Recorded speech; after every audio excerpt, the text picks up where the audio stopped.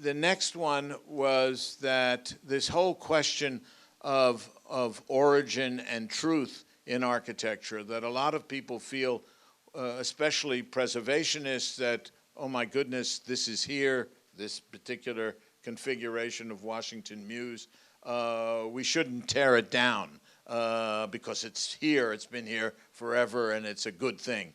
And of course, the people, for example, who argued against Frank Lloyd Wright's Guggenheim in 1956 and 57, as I well remember, were saying, oh my God, it's ruining the neighborhood. We can't have this sort of thing on Fifth Avenue, put it in the park. It's just a toy, and it's not like the rest of the buildings in this neighborhood. And the same people, 50 years later or 40 years later, 30, 40 years later, when Charles Gwathmey was doing an addition to the Guggenheim, the same people protested and said, you mustn't touch this Guggenheim. It's sacred, and we can't do this. And so these voices of the fact that something which is there previously or first has some more validity than anything else. And so the whole notion of the denial of the transcendental signified, that is one thing beyond all other things, one thing that was first, that was more truthful, more valid, more original than anything else. And so Jacques was another person that suggested that this was also a problematic constraint. The last thing that I wanted to say about the Derridian influence is, for me, architecture, it does not mean that things have to be built necessarily. Architecture are ideas that are formed by space and time. As long as those ideas exist in some way, then that's architecture. Many of the best architects from the end of the last century never built very much. Cedric Price is a name, John Haydock, who was the dean at Cooper Union. But I could go back to Piranesi, who was one of the great architects, I think, of all times. He did etchings, and he built one building.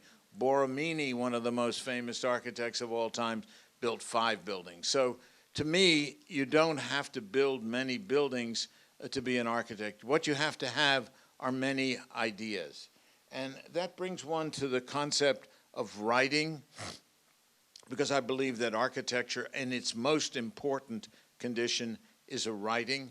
And if we look at the history of architecture, that is what has come down to us as great building.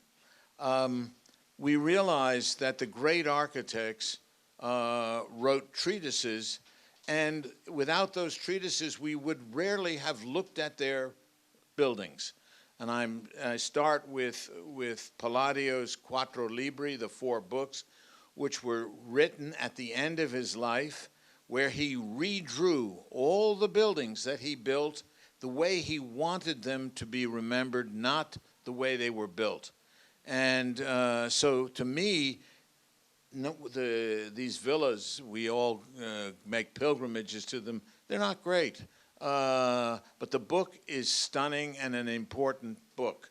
If we go to some of the important architects of the last century, we go to Le Corbusier or Adolphe Loos or any of them, the most important thing that their legacy was their writings.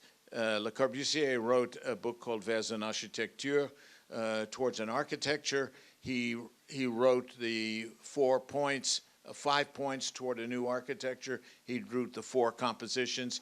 He was the man that articulated the paradigm for architecture.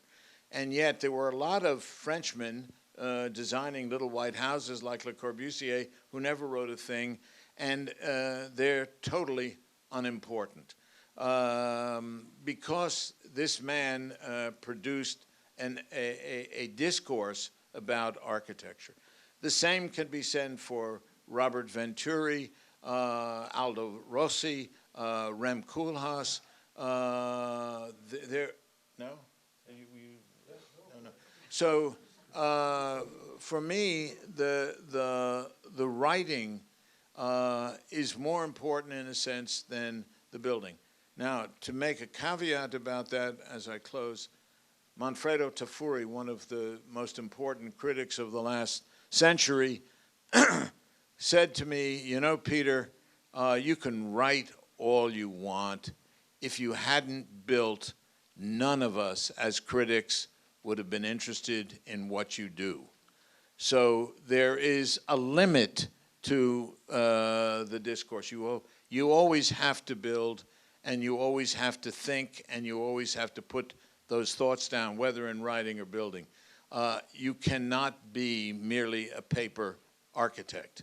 And I think that the difference between writing and building, and the reason why you have to build, one as an architect has to build, the difference between the two is that writing, the narrative form of writing, allows for the time of interpretation, the time of understanding, the consideration, the reflection, the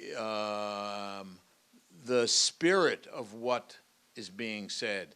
Whereas the experience of building is, in a sense, a one-time thing. And I wrote a paper at a conference here at NYU some 20 years ago called The Being Only Once of Architecture. And architecture is an only once thing, the actual experience of the building. When you read a text, whether it's by Jacques Derrida, which is a different text than, let's say, a Thomas Pynchon, or an Ian McEwan, or Jonathan Franzen, etc., because their aims are very different. But they allow for an amazing amount of reflection and what's something totally impossible, for example, with a Kindle. You know, I abhor the idea of the Kindle because, you know, it's not there for me. I can't scribble on it. I can't mark it up. I can't go back and look at it. I can't remember what page. I can't earmark a page or put a sticky on a Kindle. And for people who are interested in the idea of writing as a discursive medium, the Kindle is totally useless.